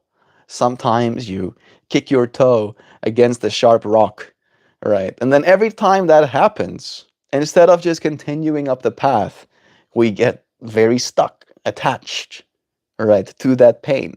And then we take that rock. We're like, this fucking rock, made my toe bleed. Put it in our backpack. This rock made my head hurt when I fell against it. Put it in your backpack. This rock said something funny about my hair. I might be hallucinating because of hitting my head on the rock earlier, but I'm gonna take this rock as well. And then you keep climbing this mountain and you keep gathering more and more rocks, right? And at some point, you've gathered so much pain that the only thing that there is left for you to do is to let it go. You will literally not be able to go further up that mountain if you keep holding on to all of that hurt, right? And like seeing that visual is one of the best tools for me to call back into my consciousness, right? As a story. And like I would like to believe that I've experienced more than just the patterns of my society. And still, right, a story like that has impact on my psyche. It has power. It's, as you said, elements of familiarity, right? I know rocks. I know paths. I know climbing up mountains, right? I can relate to what is being said. Yeah, if I was putting all of the rocks that hurt me in my backpack, that would make my life harder, wouldn't it? Right? Right? And yet still, I will freaking gather rocks. I actually like picking up rocks, literally. I actually do put rocks in my pockets as I'm climbing mountains. Oh, science is a liar sometimes. Isaac Newton blew everyone's nips up with his big brains, and then he ate mercury like a loser. He tasted mercury like a loser, okay? He didn't eat it, he tasted it. Love is true. Most people follow the script given to them, Phil says. Agency is the rare pattern where a person realizes that they can move the furniture of reality. I love that sentence. Most things in the world are made by people no smarter than you. Mm, yeah, yeah. Good thing to remember as well. I've always felt that way about you, Melt. You've been pushing me towards women who are just not right for me. What? What? What was that, Dan? Suddenly I'm like, what? I've always felt love is true. Christy, give yourself some time. This is where healing can now begin. Elizabeth was here. I don't know if you're still here, but love to you, friend. Hello. Isaac Newton is my favorite scientist. I think mine too, actually, right?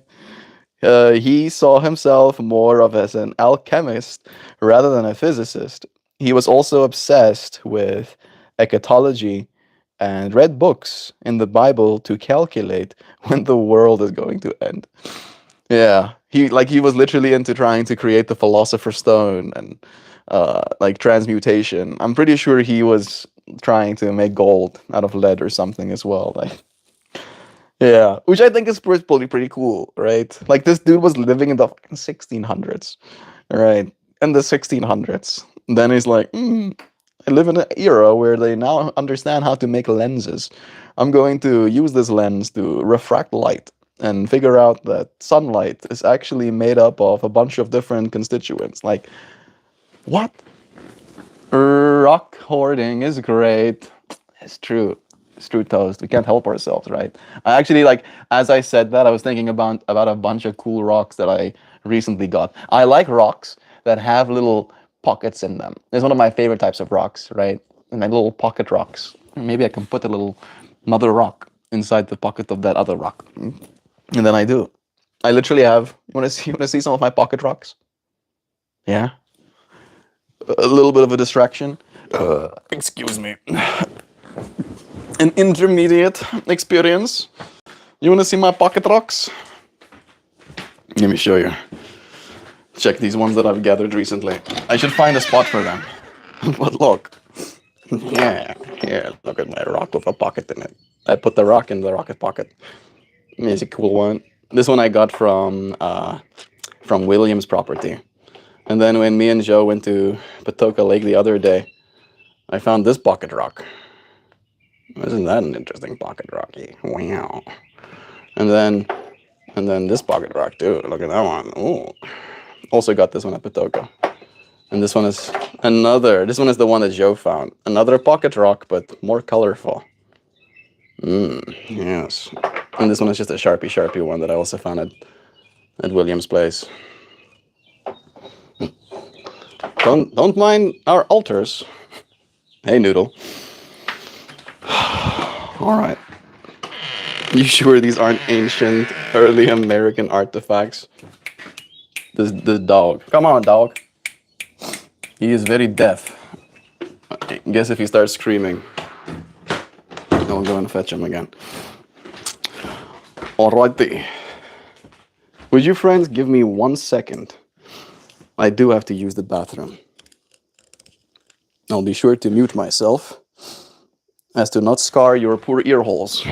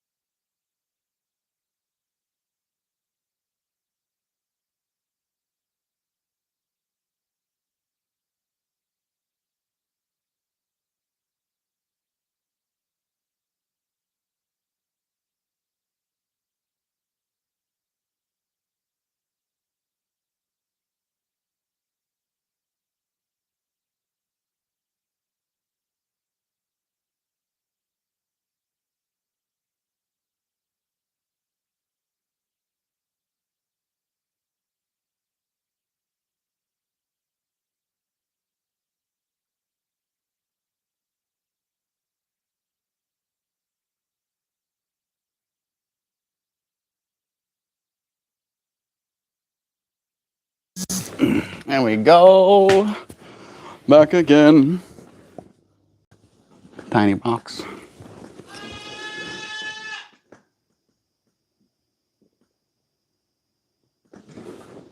I don't know if Zoe wants to be out again. Probably does. Probably does. But we're gonna... Yeah, he's calling. Hello, Zoe. Okay. Hello. Are you being a good girl? You being a good girl? Hello. What's up? What's up? You wanna go bye-bye? Come on. Hello. Let me change the... Yeah, come on. I'm gonna change the channel for you as well, okay? I'm gonna put on some Colorado. Colorado. Look at that. Wow. That's pretty. Hello. Hello. We're gonna go bye-bye, yeah. Hello. Where do you wanna go? Hello. Hello, Zoe. Hello. All right. Back again. There's so many good comments in chat that I feel like I don't want to miss. I hope that I'm on all messages on here. I'm not even. Let me see. Metaphors and parables are crucial. We've done that one. Agency. Yeah. Thank you, Pookie. Oh no. I know it'll take time. I can't stop thinking about what could have happened to my baby girl. I like your plans. Thank you, Elizabeth. They are all entities brought into this home by my beloved. The plants are beautiful. I'm just so hurt. I could have lost my girl. I can't have that anymore. Yeah. Things could have been worse. I'm happy that they aren't. What's up, Zhao? You're just like chilling on that couch? Look at him. He's just like, what you doing? Hello. Hello, Zoe. You want to walk closer to me? Come on. Come on, Zhao. Come on. Come on here. You can come on. Hmm? You want to step up? Hmm? Hmm? Little birdie. Hello. Hello, Zoe. Hello, Zoe. You being good? You being good? He's doing some shenanigans. He probably wants to go outside again. My favorite quote of Newton is him saying, "If I have ever seen far, it is because I stood on the shoulders of giants. So knowledgeable and yet so humble. It was because it was inconvenient to her, and she had to stay home and take care of me. So she left and went to work and told me I should have died because it would make her life easier." That's horrible. Can you believe that, Zoe? Man, our parents really do a number on us, huh? It's like even if we don't get told stuff like that, we still have a we still deal with a lot. What a good girl. Are you being a good girl, Zoe? I'm having a hard time. It's like, no, I'm gonna come back right here. Hello. Hello, Zoe. Are you close? What's up? What's up, Zoe? You a good girl. Hmm? You wanna come and step up? No? You don't wanna step up? You comfy? You comfy? Okay. Okay. Oh yeah, Geo, it was cool. My son kept it on his headboard. What a good girl. Are you being a good girl? What's up? You wanna go? You wanna go? What? You wanna go outside? Hmm? You wanna go outside? Yeah? You wanna go fast? Zoe has a need for speed. Let's go bye-bye. Come on. Come on, Zoe. Come on. Come on, go fast. Come on. There you go. You sweetie bird. Hello, Joe. Hello, Zoe. What a good girl. What a good girl you are, Zoe. What a good. You're such a good girl. Give you a little bit of sunflower seeds, okay? Do look at this. There you go, Zoe. Good girl.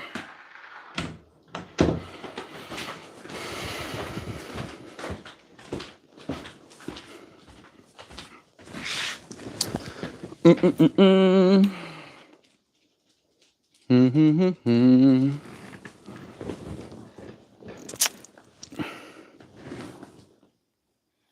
This is where we want to be. I think so. Isn't it funny how the human mind follows a narrative logic and then says if two things happen closer, our brain insists on creating a why, even if the connection is purely coincidental. It's like a pattern recognizing thing, right? Problem solving thing. It's like we're always trying to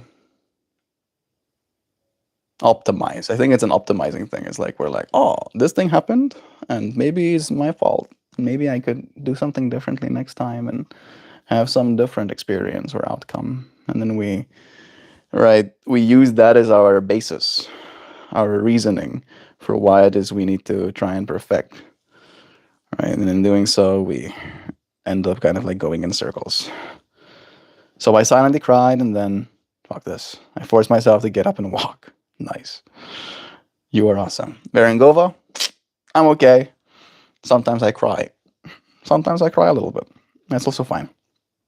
I think procreation definitely drives us in many ways. Agreed. But it's definitely not the only thing. Freud had a lot of things jumbled and in interesting ways. I think he thought about sex a lot. Yeah. He was also doing lots of cocaine, right? And cocaine doesn't not make you think about sex kind of thing. Not that I have any experience of that, but it's a dopamine antagonist, right? Anything that messes with your dopamine will mess with your sex drive as well. You okay? Melt, I'm sorry if my trauma is getting to you. No, it's okay, Christy. Love is true, right? That's kind of the takeaway I get from these experiences. Is like, that's what's true. That's what we're moving towards. That's what we're kind of like perfecting, optimizing inside ourselves. Melt, I wish to meet you in person one day and have a nice conversation with you about random stuff. I really enjoy your company, dude. Phil, I enjoy yours too. I think the first time that you joined us was that day where we went outside, right? Was it that day where we talked about like we started it with the Hindu gods, talked about Shiva and their equivalent of Cupid. I'm Kamadeva. There we go. Almost forgot his name. Was that the first live stream? Like you found such a groove in this space, and I'd also like to meet you in person one day. Where do you live, Phil? Maybe you're close. Are you in the States? That would definitely help. It was a reference to Isaac Newton's paranoid letters melt. He claimed other scientists were pushing him towards women he didn't want. Okay, that makes more sense. Like that one got me off guard for a second, where I was like, "Have I been doing that?" I was like legit concerned. I was like, "I hope I'm." Rock hounding is best. It was a reference, less again. You sure these aren't ancient early American artifacts? Would be cool if they were. Pockets like that aren't supernatural. That's why I like those types of rocks, because they aren't, as you said, supernatural. Like there has to be some sort of uh, uh, circumstance, right? Like a lot of water hitting something in a certain way, and it happens to be more porous in one side, so that it does wash away. I do find all of my pocket rocks next to water, right? So that's also a part of it. My sister is a geologist, and when she visited us in Denver, she found a rock and then cracked it open, and there were tiny crystals inside. A geode. Geodes are so fun to find. I haven't found a geode myself just yet, but I would love to. My painful experiences led me to believe that attachments lead to misery, cause all the people I cared eventually left. Cared for, eventually left. And that made me scared of opening up. I was very skeptical, but someone healed me. Some things happen for a reason. Sometimes there is no reason. And all that randomness, we want to grip onto meaning. We want to justify our pain, but sometimes we find peace if we just accept as is. I asked if you were interested in ways of the gods and if you wanted to be like them. That was your first comment, wasn't it? Like, yeah, I recently moved to the States as well. Whoa, really? From where? From where? That's extra interesting. Both of us moving to the States at the same time. My son kept on his headboard. Some things happen for a reason, for that one. The last couple of years, Toast says, I've been hunting geodes and thunder eggs in the desert when the weather's nice. I cut them in half with a tile saw, and then I hand polish them on a hand lap. It's my new art. Toast? Dude, I didn't know any of this, but that's really cool. It's been kind of looking for a new outlet since AI art tanked my inspiration for traditional art. Well, AI ain't gonna make no geodes, right? Mama Gaia, alongside a human being's help, Like if you're ever gonna come here, Toast, I'm gonna take you to the Rickshaw Crystal Shop. Dude, they polish all of their own stones. They have the daughter of the owner is a geologist, so she can just like tell you about the rocks. Oh, I go there every now and then. I've been there twice. I want to go again, and it's just beautiful there, right? I think you'd love it too. Maybe you could bring some of your geodes. Maybe she can tell you about them even. Hello, Zoe. It was cool. Yeah, there we go. Very, very cool. It was in Boulder, in a creek. So cool. It was in a boulder, in a creek. Geodes. Just like crystals in general. Minerals. They're minerals, Marie. They're not rocks. They're minerals. I do like my minerals. They hold ancient wisdom too. The path that I find myself on keeps leading me to rocks. Maybe I should become a geologist or something. I don't think geologists get paid well. Actually,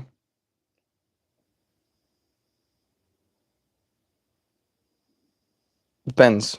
Depends on which kind of rocks you're identifying. It's like this weird dichotomy, right? If you're a geologist and you work with cool rocks all the time, you're probably going to get paid less. But if you know very specific rocks very well, like the rocks that occur around gold deposits, for example, then you can, I guess, demand a higher salary. Me just being like, I like rocks. I really like rocks. Like, I've loved rocks since I was 4 years old. That was the first time that I started gathering them. My grandma bought me a little wooden chest box where I still have all of the crystals that I gathered as a child. It's back home right now. It was going to be too heavy to carry with me, but I have some of the crystals that I gathered as a kid as well, here with me now. My little bag. To be able to make art out of something millions upon millions of years old is incredible, right? It's this like dual symbiosis. I have this belief, Toast, and maybe I could like share it with you again because I think you'd probably like resonate or feel into it, that crystals have consciousness, and that if you're a crystal in a space, right, you maybe find yourself a little bit bored. Right, this is my anthropomorphizing of the crystals. You're like, oh yeah, this space, I've been here the whole time. I've been seeing the changing clouds, the changing rainfalls. I've seen all of this. Yeah. Nature unfolding. And then suddenly, a human being living on the time scale of, you know, our movement scale. Like we get to move really fast in comparison to the way rocks move, kind of thing. And then you get to take that rock and, as you said, right, transform it. And then in that transformation, it's almost like you get to show it more of the world as you get to show the world more of it. And then wherever that thing gets taken, I believe it continues to experience as well, right? Like putting it on a shelf. Now suddenly it gets to watch humans do human things instead of just watching the clouds, you know. But I don't know if any of that is true. That is the way that I like to think of it, at least. Tung Tung God. Real Synapse, Retrogenesis. That's a cool username.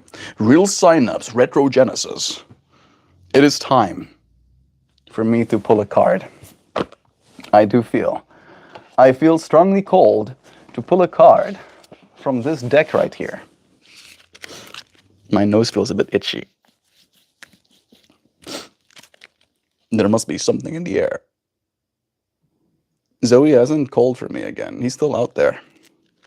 Toasty, there's a pretty interesting profile picture you have, if I must say. Can I ask you what it means? Do let us know, Toast. That is something that you had on your profile picture when you rejoined our space, so I've actually been curious as well. What does your profile picture mean to you, Toast?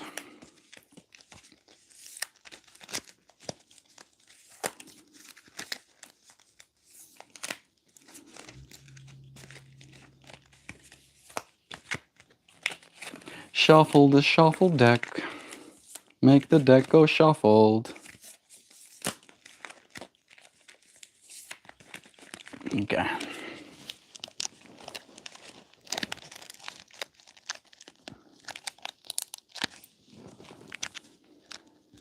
You friends gonna help me stop? Help me stop this carrot. You let me know when I stop. And then I'll read the card that we pull.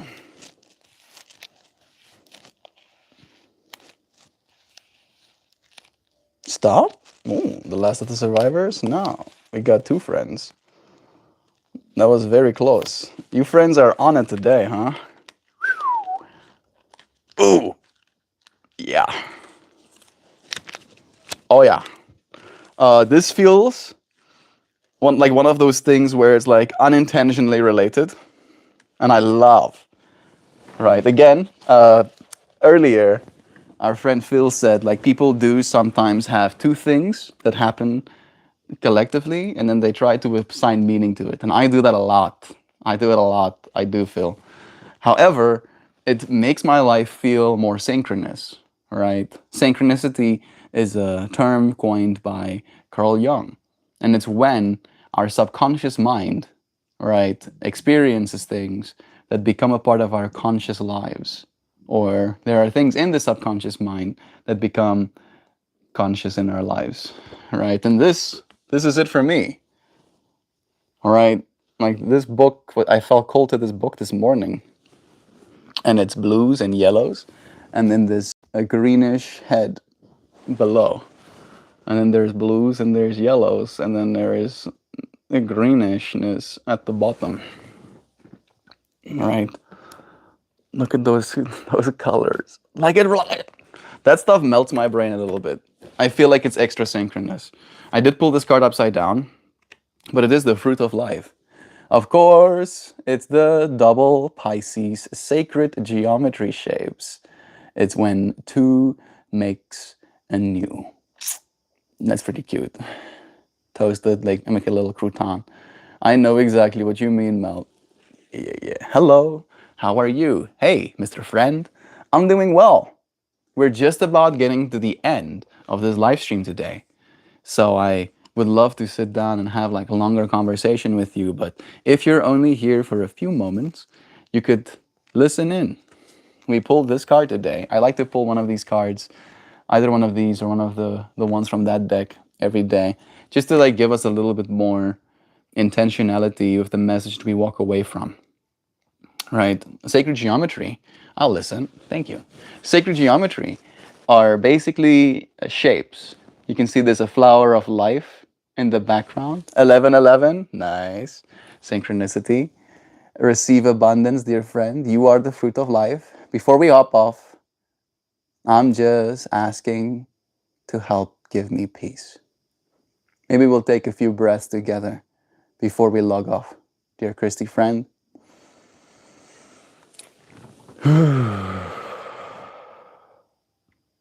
I don't know where you are right now.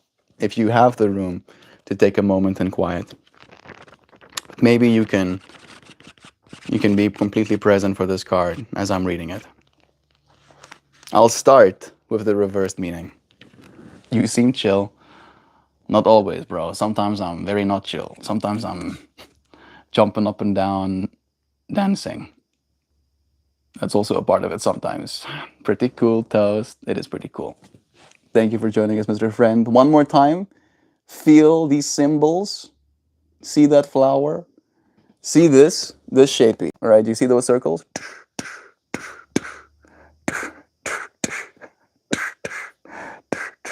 Those circles is basically the fruit that arises out of the flower of life that it is back on, right? One more time. And the reverse meaning, because I just pull it reversed, I'll read the upright meaning as well, but the reverse meaning goes, you lack for nothing, yet you feel a sense of scarcity. And like as we pulled this card, Joe brought to our awareness that it's 11:11 in Indiana time right now. And 11:11 to me is a reminder to receive abundance, right? There is an abundant world here around you. And when you take a moment to be like, thank you, thank you, world, for all that I've received, right? You allow yourself to receive more. So again, the reverse meaning goes, you lack for nothing, yet feel a sense of scarcity. Adjust your attitude and welcome the manifestation of abundance. The core meaning of this card is abundance and manifestation. I know it's the wrong way. Trust me. This card takes us a step beyond the flower of life. Like this. Yeah. By removing the circular boundaries of the flower of life and adding another full rotation, we find a pattern of 13 circles known as the fruit of life. This pattern holds complex informational systems and is considered a female gateway. This abundance emerges from a water lily, which represents our potential for enlightenment.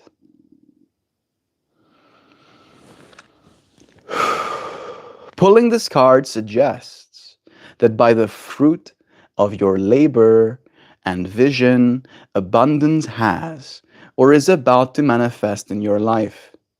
Rejoice in the knowledge that you are drawing in abundance and manifesting your goals. Abundance comes in many forms, and you are cautioned not to get caught up in thinking that abundance must be about wealth.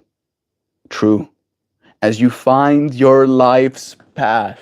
Oh my goodness! Ah! Sorry.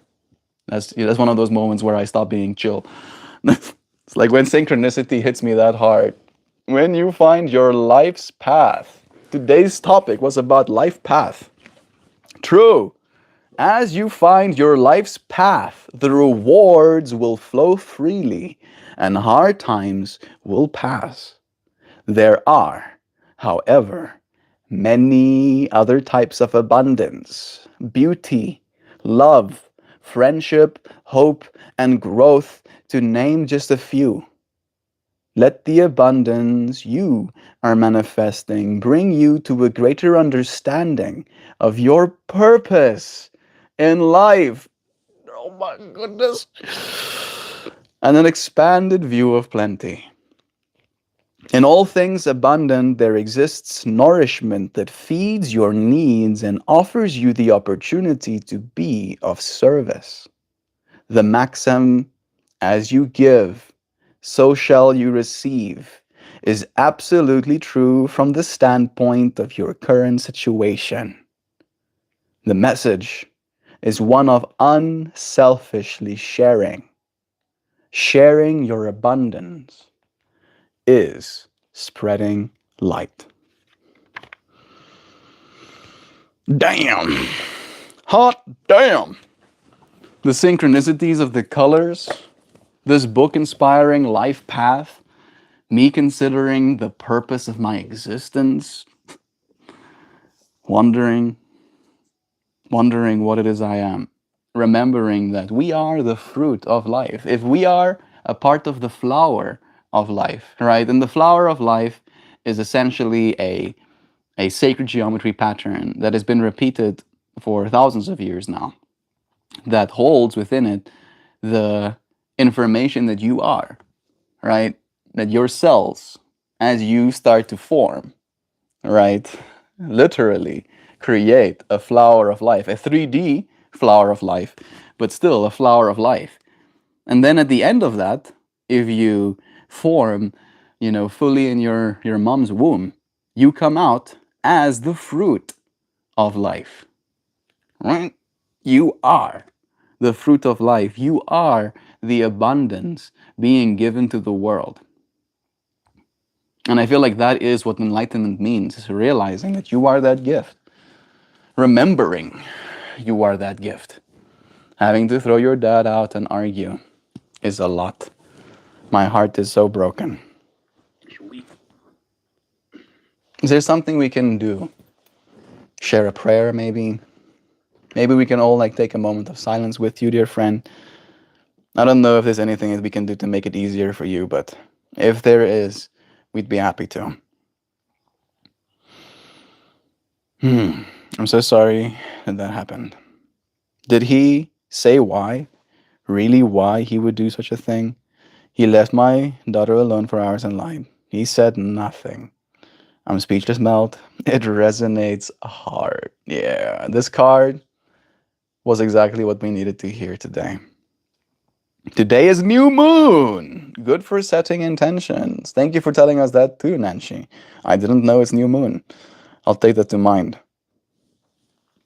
Joe says, and I think she's saying this to Christy, my friend, you are powerful. Whole thought, everything, whole through everything you've been becoming wiser and stronger with each passing experience. Choosing hard boundaries to protect your child is not a failure. It is love in action. You did not create the pain of his past, and you are not required to let it continue through you or your daughter. Stand tall, Christy. Love is true. That's beautiful. Sometimes I don't know what words to say, and then you friends say it better than I could hope to even. Thank you, Xiao, for that. Thank you all for listening to me and being here. I really needed it. I just feel like I'm falling apart. We'll be here to help you pick up the pieces, dear friend. We'll be here for you again tomorrow. Growth feels like that.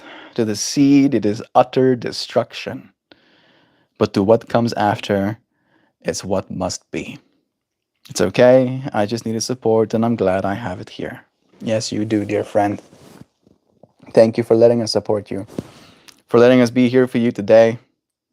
I did post flowers yesterday again. I have been a little bit overwhelmed by how much I have left to do. These are the 2 flowers of yesterday. I'm gonna make some more pretty much now. I think I need to lock in. I did say that I was like, I am overwhelmed a bit. I'm gonna lock back in. I'm locking back in again. I'm overwhelmed a bit. I'm locking back in again. That's pretty much the state that I find myself within. I think that's why, right? Like I'll fall short just a little bit, and my brain will mess with me about it. Be like, oh yeah, you suck. Stop it, brain. Stop. Oh, don't be so mean to me. Please. Please myself. Okay. That was the sharing the flowers too. Love is true. I appreciate you. Your presence, your patience, your perspectives have been so appreciated, dear friends. I hope you go into this day feeling hopeful, feeling like the path that you were on is good, right? That it doesn't necessarily mean there will be no suffering, but in realizing that not choosing a path is a kind of path as well. And then that last bit of wisdom, even if you are on this path and you have chosen it, you get to choose something else. Whenever you need to, there are other paths available to you as well. Thank you, Melt. Until next time, my brother. Thank you, dear friends, for your presence in this space again. That is a very good point. Love to you, Bella. Thank you for absorbing these good points with me. If you are here today, subscribe. If it's your first time, I'll be here again tomorrow. Thank you, friends. Love to you. Getting a rainbow hearts there too. I appreciate you. And I'll see you again real soon.